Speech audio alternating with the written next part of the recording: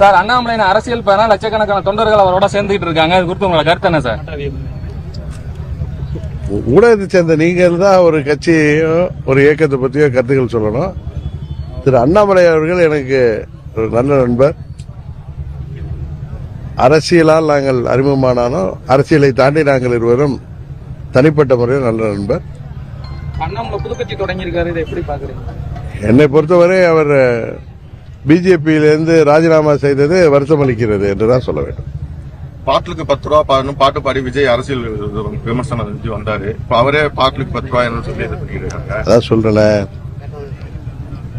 இந்த தமிழ்நாட்டில் மாற்றம் வேண்டும் என்ற பெயர்ல மக்கள் ஒரு பேர் ஆபத்தை தமிழ்நாட்டில் இன்றைக்கு ஆட்சி பொறுப்பில் அமர்த்தி இருக்கிறாங்க என்பதுதான் உண்மை. ஏன்னா நாங்கள் எதிர்க்கட்சிகள் என்பதற்காக சொல்லவில்லை. காரணம், தேர்தலுக்கு முன்பு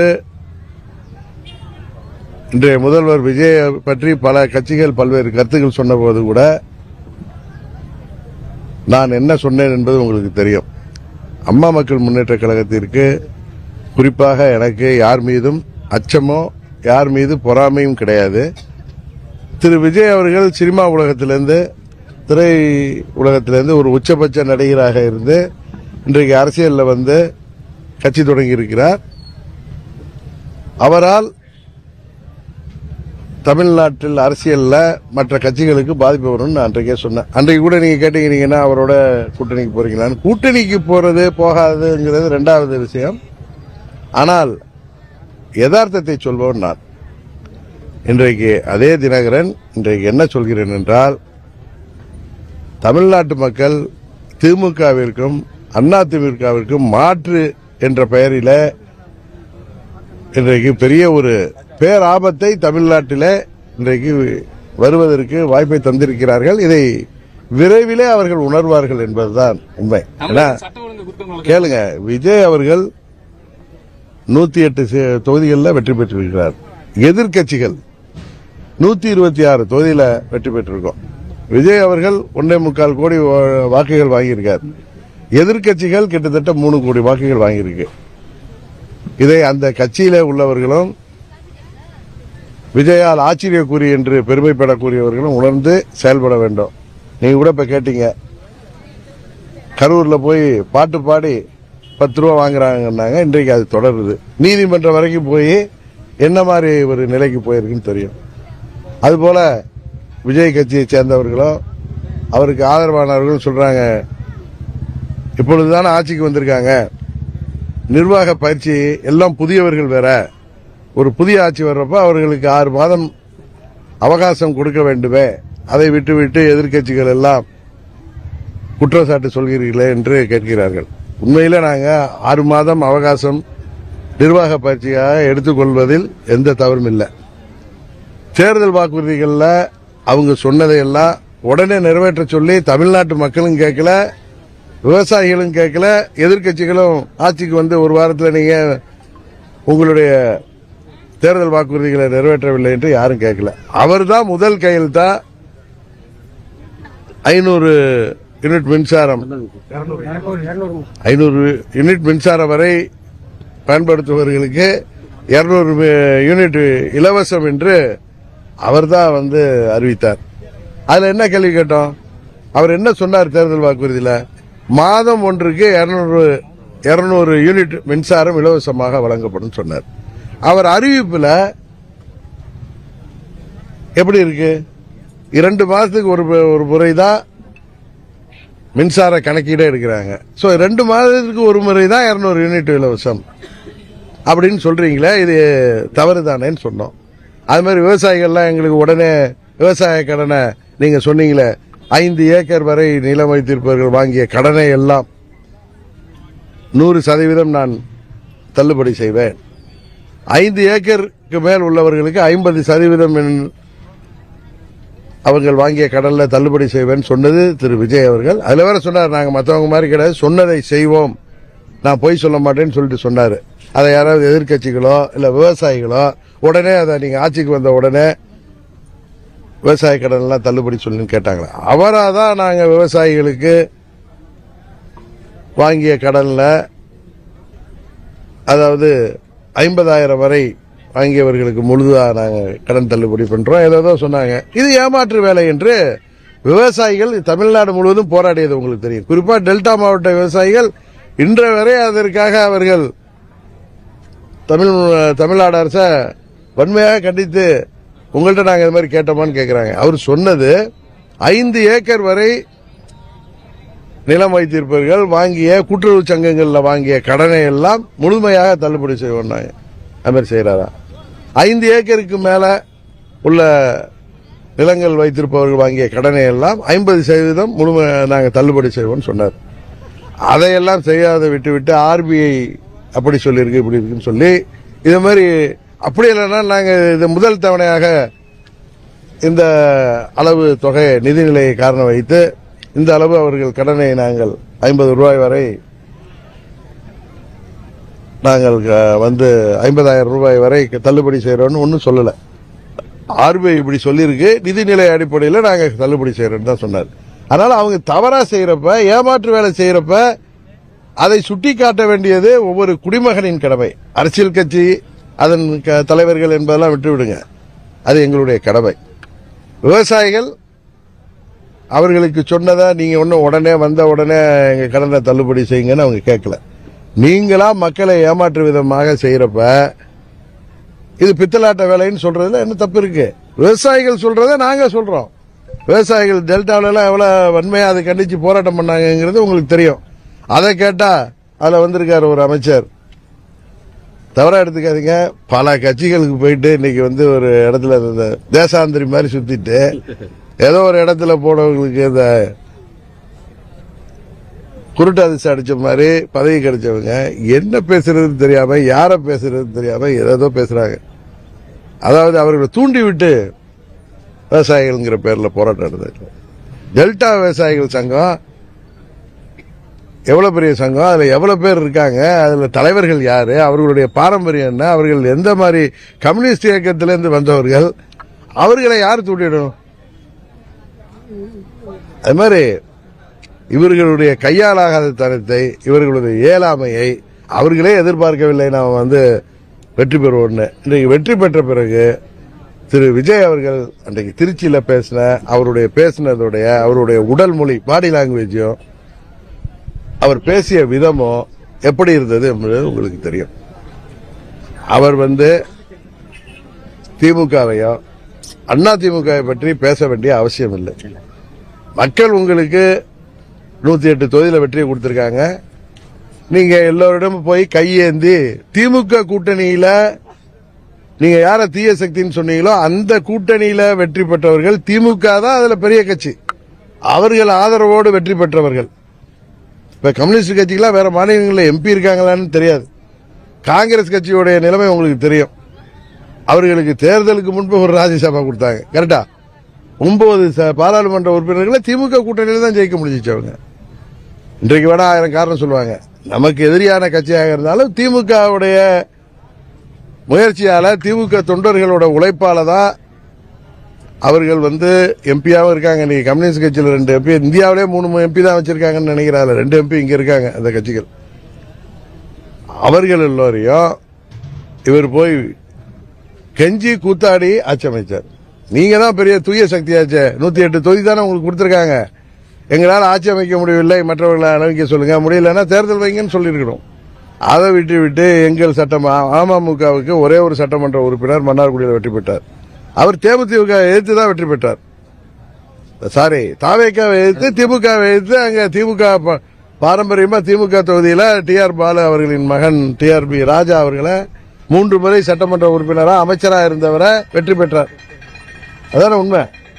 அந்த சட்டமன்ற உறுப்பினர் ஒரே ஒரு சட்டமன்ற உறுப்பினர் என்பதால அவரை நீங்கள் அவருக்கு அதை தருகிறோம் இதை தருகிறோம் என்று சொல்லி அவரும் பதவி ஆசையில உங்கள்கிட்ட ஏமாந்து கார்ல உட்காந்து கையெழுத்து போட்டு எடுத்த லெட்டரை நீங்க போய் கவர்னர்கிட்ட காப்பியை கொடுக்குறீங்க. நீங்க உண்மையாவே தைரியசாலியா இருந்தா அந்த ஒரு MLA அமமுக தலைவர்கிட்ட என்னிடம் ஒப்புதல் வாங்க முடியலன்னா அவர் உங்களுக்கு ஆதரவா இருக்காரு, அவர் தான் எங்களை தேடி வந்தாருங்கிறீங்களா? எதுக்கு கார்ல வச்சு கையெழுத்து வாங்கணும்? அவரை அழைச்சிட்டே போய் லெட்டர் கொடுத்திருக்கலாமே. இப்ப காங்கிரஸ் கட்சி தலைவர் அழைச்சிட்டு போனீங்க செல்வ பெருந்தகைய, கம்யூனிஸ்ட் கட்சி தலைவர்கள் அவர் சண்முகம், வீரபாண்டியன், ஐயுஎம்எல் தலைவர்கள் அவங்க கூட வந்தாங்க. நண்பர் திருமாவளவன் வந்தாரு. அது மாதிரி இந்த ஒரு எம்எல்ஏ நீங்க ஏன்னா ஒரு எம்எல்ஏ கட்சி தாவல் தடை சட்டத்தில் அவர் மாட்ட மாட்டாருங்கிற தைரியத்துல தானே நீங்க எங்கள்கிட்ட இருந்து களவாடுனீங்க. அவரை நீங்க அழைச்சிட்டு போயிருக்கலாமே. அவர் கடிதத்தை போய் உங்களுக்கு கொடுத்தாருல ஒரு கடிதம், அதுக்கு முன்னாடியே எனக்கு கடிதம் கொடுத்திருக்காரு. அவர் பண்ணது போர்ஜரி வேலை இல்ல, நீங்க பண்ணது போர்ஜரி வேலைங்கிறது கவர்னர்கிட்ட விசாரிக்கிறப்ப பயந்துட்டு போய் அவர் வந்தார். அந்த சட்டமன்ற உறுப்பினரே போய் கிண்டி போலீஸ் ஸ்டேஷன்ல வழக்கு கொடுத்தாரு, இது கேஸ் கொடுத்திருக்காரு. இதெல்லாம் ஒரு தூய சக்தி, நான் நேர்மையானவன், தமிழ்நாட்டில் நேர்மையான ஆட்சி செய்வேன் அப்படின்னு சொல்லிட்டு இன்னொரு கட்சி எம்எல்ஏ ஒரு எம்எல்ஏ தானே அப்படின்னு ரொம்ப இலக்கரமா தூக்கி பாத்தீங்களே, எவ்வளவு அசிங்கப்பட்டீர்கள். இதுவரை தமிழ்நாட்டில் இது நடந்திருக்கா? இதுவரைக்கும் தமிழ்நாட்டில் ஆட்சி அமைப்பதற்காக இது போல மற்ற கட்சி எம்எல்ஏ தூக்கி நடந்திருக்கா? அதுபோல அதிமுக தீர்ந்து போன சக்திங்கிறீங்க, அதிமுக ஊழல் சக்திங்கிறீங்க.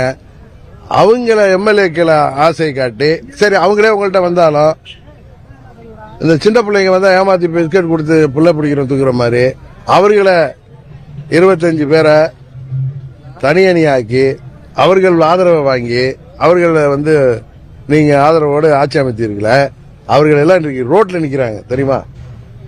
அதுல 4 இன்னும் போனா இதுக்கு மேல ஒரு இதுவரை இந்தியாவில் நடக்காத அளவுக்கு, தமிழ்நாட்டில் குறிப்பா நடக்காத அளவுக்கு 4 பேரை ரிசைன் பண்ண வைக்கிறீங்க. கேட்டா அவங்களா ரிசைன் பண்ணிட்டேங்க. இதெல்லாம் நீதிமன்றத்துக்கு உறுதியாக செல்லும். அதற்கான நேரம் என்ன கட்சி தாவுறாங்களா? இல்ல இல்ல இதுல கட்சி தாவல் செய்ய இல்லங்க. இல்ல அவங்க மேல அதிமுகவில இருந்து கட்சி தாவல் தடை சட்டப்படி அவங்க மேல நடவடிக்கை எடுக்கணும்னு அதன் பொதுச் செயலாளர் லெட்டர் கொடுத்திருக்கப்ப சபாநாயகர் சட்டத்திற்கு புறம்பாக தான் அதை ஏற்றிருக்காரு. இன்னொன்னு அது உறுதியாக அது நீதிமன்றத்துக்கு உரிய நேரத்தில் செல்வாங்க. உடனே போகணும்னு அவசியம் இல்லையே, உரிய நேரத்தில் செய்வாங்க. உங்கள் தவறுகளை மேல தவறுகள் செய்றீங்க. அரசியலமைப்ப அம்பேத்கர் சிலையை உங்களுடைய கொள்கை தலைவர்னு சொல்லிட்டு அவர் கொண்டு வந்த அரசியலமைப்பை நீங்க தவறா பயன்படுத்துறீங்க. இன்னொன்னு தம்பி, நீங்க சொல்ற மாதிரி இவங்க சட்டத்துக்கு புறம்பா செயல்படுறாங்க.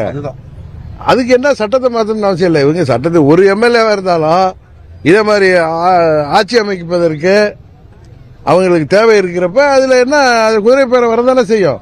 இப்படி சுயநலத்திற்காக எம்எல்ஏ பதவி ராஜினாமா பண்ணிட்டு இன்னொரு கட்சியில போய் சேர்றாங்களே, அதுதான் இல்ல இல்ல அதே மாதிரி அயோக்கிய தரத்தை யாரு ஊக்குவிச்சிருக்கா?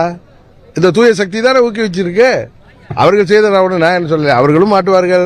அவர்களை தூண்டிய நீங்களும் அவங்கள ரோட்ல நிறுத்தினது நீங்க, ஏமாத்தி அழைச்சிட்டு போனது நீங்க, அவங்களா ஏமாந்து வந்தாங்கனால ஏமாத்தினது நீங்க. ஏமாந்து வர்றா நீ எப்ப இது மாதிரி வராதுன்னு சொன்னீங்க, தூய சக்தியாச்சு. அதே மாதிரி திரு ஆதவ அர்ஜுனா சொல்றாரு, எங்க முதலமைச்சர் படத்துக்கு 200 கோடி வருமானத்தெல்லாம் விட்டு வந்திருக்காருன்னு. ஆனா அவரு தேர்தல் இதுல பாருங்க, அவரு நாமினேஷன்ல அவருடைய சொத்து மதிப்பை அவருடைய 600 கோடி தான் காமிச்சிருக்காரு. முதலமைச்சர் என்ன பேசுறாரு திருச்சியில, நான் கோட்டு சூட்டு போடுறத பார்த்து எல்லாம் அதை பார்த்து கேலி செய்யறாங்க. அப்படி இல்ல, நீங்களே வாயில ஒத்துக்கிட்டீங்க. நீங்க பிளாக் அண்ட் ஒயிட் அவர்னு, பிளாக் அதிகமாகவும் ஒயிட் கம்மியாகவும் இருக்கு அவர்கிட்ட. நம்ம ஊர்ல என்ன சொல்லுவாங்க, கருப்பு படத்தை அதிகமா பிளாக்கும்பாங்க, வெள்ளை படத்தை கருப்பு ஒயிட் மணியா பிளாக் ஒயிட் வெள்ளைம்பாங்க. கருப்பு வெள்ளையா தானே நீங்க இருக்கீங்க. நீங்க ஒண்ணு நேர்மைன்னு சொல்றீங்களே, என்ன நேர்மை? நீங்க சொல்றது புது இலக்கணம் கண்டுபிடிக்கிறீங்களே. அதனால எப்படியோ தமிழ்நாட்டு மக்கள் இன்றைக்கு உங்களை ஆட்சி பொறுப்பில் வச்சிருக்காங்க. ஒழுங்காக ஆட்சி நடத்த பாருங்க. அதை விட்டுட்டு நாங்க தான் புதிய அதிமுகன்னு கதை விடுறீங்க. அதிமுக புரட்சி தலைவர் ஆரம்பிச்ச கட்சி, அம்மா அவர்கள் கட்டிக்காத காட்சி. அந்த கட்சியை நீங்க நீர்த்து போன சக்தி, தீர்ந்து போன சக்தின்னு சொல்றதுக்கு உங்களுக்கு என்ன இருக்கு? நீங்க இன்னைக்கு தானே வந்திருக்கீங்க ஒரு நீர்க்கூலி மாதிரி. நீங்க இன்னைக்கு ஏதோ ஒரு அதிர்ஷ்டத்துல வந்திருக்கீங்கன்னு தான் எல்லாரும் சொல்றாங்க. இன்னொன்னு சொல்றாங்க, நாங்க மதங்களை உடைத்து விட்டோம், ஜாதிகளை உடைத்து விட்டோம். எதுக்கு மயிலாப்பூர்லயும் ஸ்ரீரங்கத்தில் மாற்றி ஒரு குறிப்பிட்ட சமுதாயத்தை சேர்ந்தவரை வேட்பாளரா போட்டீங்க அப்படின்னு முன்னாள் சபாநாயகர் அப்பாவு கேட்கிறாரு. அதுக்கு நீங்க பதில் சொல்ல முடியல. நாங்க பணநாயகத்தை ஒழிச்சிட்டு வாங்குறீங்க. உங்க வேட்பாளர்கள் எத்தனை பேர் ஓட்டுக்கு 2000 ரூபாய் கொடுத்தத உங்க பக்கத்து தொகுதியில் தோத்த வேட்பாளரை சோசியல் மீடியாவில் அவர் பேசுறத நீங்க தொலைக்காட்சிகளையும் சோசியல் மீடியாவில் போடுறீங்க. அதனால அவர்கள் தூய சக்தியும் கிடையாது, சும்மா மக்களை ஏமாற்றுகிற பித்தலாட்ட சக்தி. கட்சி ஆரம்பிச்சதுல இருந்து இன்னைய தேதி வரையும் முதலமைச்சரான வரையும் இன்னைக்கு செய்தியாளர் சந்திக்கலாம் முதலமைச்சர். அது நீங்க முதலமைச்சரே அவருக்காக பேசுறாங்களே, திரு ஆதவ அர்ஜுனாவை தான் கேட்கணும். அதை பத்தி நம்ம பதில் சொல்ல வேணாம். அவர் பத்திரிகையாளர்களை சந்திக்கணும். டெல்லியில போய் பிரைம் மினிஸ்டரை பார்த்துட்டு 3 நிமிஷத்துல எந்திரிச்சு உடையாந்துட்டாரு. என்ன மனு கொடுத்தீங்க என்ன ஏதுன்னு அவர் பத்திரிகையாளர் அரை மணி நேரமா அரசியல் இல்லப்பா நீங்க பத்திரிகையாளர் மாதிரி பேசாத. இவர் நிறைய பத்திரிகையாளர் நினைச்சிட்டு கரூர் சம்பவத்துக்கு பிறகு பிஜேபி எடுத்து பேசுறது ஒரு மேலையில கூட விஜய்கிட்ட நம்ம பார்க்க முடியல. அதே போல பிஜேபி போட்டிக்கிட்ட எந்த ஒரு தொகுதியிலுமே அவர் பிரச்சாரத்துக்கு போகல. இது எல்லாமே பிஜேபிக்கு பயந்துட்டாருங்கிற மாதிரி மற்ற அரசியல் கட்சிகள் பேசுறாங்களே. இது குறித்து உங்களுக்கு கருத்து என்ன சார்? சார், எல்லோரு சாயமும் வெளுத்துவிடும். தமிழ்நாட்டு மக்கள் ஒரு மாற்றம் வேண்டும் என்று நாம் செய்தது பெரிய வரலாற்று பிழை என்பதை உணரப்போகிற காலம் வெகு தூரத்தில் இல்லை. ஆட்சி அதிகாரங்கிறது ஒன்றும் சாதாரணமான விஷயம் இல்லை. தமிழ்நாடு இன்றைக்கு இருக்கிற நிலை, உலக மற்ற நாடுகள் இருக்கிற நிலை, தமிழ்நாட்டின் பொருளாதாரம், இந்தியாவின் பொருளாதாரம், எங்கேயோ போர் நடந்தாலும் தமிழ்நாட்டில் பட்டி தொட்டு கந்தர்வக்கோட்டைக்கு பக்கத்தில் உள்ள கிராமம் வரைக்கும் பாதிக்கிற அளவுக்கு விலைவாசி உயர்வு. அதனால இதையெல்லாம் மேனேஜ் பண்ணி ஆட்சி நடத்துறதுக்கு ரூமுக்குள்ளார உட்காந்துட்டோம். இது மாதிரி 4 பேர் அமைச்சர்கள் என்ற பேர்ல நின்றுட்டு பேசுறதுனாலயோ நாங்கள் ஊழலை ஒழித்து விடுவோம் அப்படின்னு எனக்கு தெரியும். இப்ப இந்த கல்குவாரிகள் எல்லாம் மூடிட்டு எல்லாருக்கும் நோட்டீஸ் கொடுத்து பெனால்டி போட்டு மூடிட்டு யாரை சந்தித்து யார் எதையெல்லாம் அவர்கள் கவனிக்கப்பட்ட பிறகு அந்த கல்குவாரிகள் எல்லாம் துறக்குவதற்கு முயற்சிகள் நடப்பது எங்களுக்கு தெரியும். அது மாதிரி இவர்கள் ஆட்சியில கடந்த ஆட்சிகளை எல்லாம் தாண்டி இது ஒரு தவறான பாதையில போயிட்டு இருக்குங்கிறத மக்கள் விரைவில் உணர்வார்கள். அது முதல்வர் விஜய் அவர்களோட வார்த்தையில சொல்லணும், அந்த ஆச்சரிய குறிகள் இதெல்லாம் தெரியாம எல்லாரையும் சேட்டை வாரி வீசுவதனாலயோ, நீங்க முன்ன ரீல்ஸ் போட்டு முன்ன சினிமா படம் மாதிரி எடுத்தீங்க, இப்ப நீங்க தான் எல்லாத்தையும் இப்ப படம் ஓட்ட முடியாது. இப்ப இது யதார்த்தம், ரியாலிட்டிக்கு வந்துட்டீங்க. நடவடிக்கை எடுங்க. தமிழ்நாட்டு மக்களுக்கு உங்களுக்கு வாய்ப்பை கொடுத்திருக்காங்க. கம்யூனிஸ்ட் கட்சிகள் உங்களுக்கு வெளியிலேருந்து ஆதரவு கொடுக்கிற ஏதோ ஜனாதிபதி ஆட்சி வந்துடக்கூடாதுன்னு. அதே மாதிரி திருமாவளவன் அவர்கள் அதுல அமைச்சராக பங்கேற்றிருக்காரு. காங்கிரஸ் பத்தி தான் தெரியும் உங்களுக்கு. இவர்கள்லாம் கம்யூனிஸ்டுகளும் திருமாவளவன் அவர்களும் தாங்கள் இந்த ஆட்சிக்கு ஆதரவு கொடுத்தது தவறு என்பதை உணர்கின்ற காலம் விரைவில் வரும். தமிழ்நாட்டில் சட்டம் ஒழுங்கு எப்படி சார் இருக்கு? அன்றாடம் நடக்கக்கூடிய பாலியல் அதாவது ஒவ்வொரு முறை ஆட்சி மாறும் பொழுதும் இந்த ஆன்டி சோசியல் எலிமெண்ட், சமூக விரோதிகள், இதே மாதிரி நம்பர் 2 தொழில் செய்யறவங்க எல்லாம் கொஞ்ச நாள் அமைதியா இருப்பாங்க. ஏன்னா புதிய ஆட்சியில எப்படி நடவடிக்கை இருக்குன்னு பார்த்துதான் அவங்க வாழ. அம்மா மாதிரி ஆட்சினா வாழை சுட்டிட்டு வேற ஸ்டேட்டுக்கு ஓடிடுவாங்க. இல்ல தமிழ்நாடு அமைதியாயிரும். வேற சில ஆட்சிகள்ல ஏதோ சரி பண்ணி திரும்பவும் சட்ட ஒழுங்குல அந்த ஆன்டி சோசியல் எலிமெண்ட் அவங்க வேலைகளை பார்ப்பாங்க. ஆனா இந்த ஆட்சி வந்த பிறகு அவர்களுக்கு எந்த பயமும் இல்லை. கடந்த ஆட்சி காலத்தில் என்னென்னலாம் குறை சொல்லப்பட்டதோ அதை விட அதிகமாக இன்றைக்கு போதை மருந்து புழக்கம், வியாபாரம், அதிகமாக பெண்களுக்கு பாதுகாப்பின்மை, அதிகமாக வன்கொடுமை, கொலைகள், திருட்டு, கொலைகள் எல்லாமே அதை விட அதிகமாக இன்னும் வேகமாக நடக்குது. இதை தடுப்பதற்கு வழியை பாருங்க. என்னவோ சிங்கப்பெண் படைன்னு ஏற்கனவே இருந்த அந்த பிங்க் பெட்ரோல் வண்டிகளை பெயிண்டம் அடிச்சு வெள்ளை கலரை மாத்திருக்கீங்க. அதெல்லாம் இன்னும் திறக்கிறதுக்கு 4 நட்சத்திரம் பார்க்காம நாங்க சொல்வது உங்களை குறை சொல்ல வரல. சட்டம் ஒழுங்கு என்பது இதுக்கெல்லாம் நான் சொல்ல வந்தேன். சட்டம் ஒழுங்கு என்பது இதுக்கெல்லாம் கால அவகாசம் கொடுக்கிறது அடிப்படை. இதுல நீங்க எமர்ஜென்சி சர்வீஸ் இதெல்லாம் இதுல நீங்க ஆட்சிக்கு வந்ததுல இருந்து காவல்துறை இருக்காங்கல்ல, அவர்களை வைத்து இதெல்லாம் சரி செய்யணும். இதுல உங்களை கண்டு சமூக விரோதிகள் பயப்படணும். அதை விட்டு நீங்க ஆட்சியை காப்பாத்திக்கிறதுக்கு இந்த பித்தலாட்ட வேலைகளும் எதிர்கட்சிகளை தீர்த்த சக்தி தூந்து போன சக்தின்னு பேசி டயலாக் பேசுறதுக்காக உங்களை மக்கள் அனுமதிக்கல. ஆட்சி பொறுப்புக்கு வந்தீங்க, இன்னும் தேர்தல் நேரத்தில் பேசுன மாதிரியே கத்தி பேசி டயலாக் விடுறதுனாலையும் ஒன்றும் நடக்க போறதில்ல. ஒழுங்காக ஆட்சியை கொடுங்கள் என்பதுதான் தமிழ்நாட்டு மக்களின் சார்பாக மக்களில் ஒருவனாக நானும் சொல்றது. இதை புரிந்து கொள்ளாமல் நீங்கள் உங்களை பார்த்து ஆட்சி நடத்த விடமாட்டேன்னு சொல்றது தவறு. நீங்க இந்த சட்டம் ஒழுங்க சரி பண்ணுங்க, பெண்கள் பாதுகாப்பை இப்பல இருந்து சரி பண்ணுங்க. குழந்தைகள் முதல் முதியவர் வரை, இன்னைக்கு வயது முதிர்ந்த பெண்கள் வரை இன்றைக்கு பாதுகாப்பற்ற சூழ்நிலையில் இருக்காங்க. வன்கொடுமைகள் அதிகமாயிட்டு, கொலைகள் அதிகமாயிட்டு, அதெல்லாம் கட்டுப்படுத்துகள் தான் நாங்க கேட்கிறோம். Sir, Salem police commissioner press meet வைக்கும் போது 2 நாளைக்கு முன்னாடி எங்களுக்கு கொஸ்டின் எல்லாம் கொடுத்துருங்க அப்படின்னு சொல்லியிருக்காங்க. அது குறித்து உங்களோட கருத்து என்ன சார்? நீங்க முதலமைச்சர் தான் கேட்கணும். சரி, வரேன்.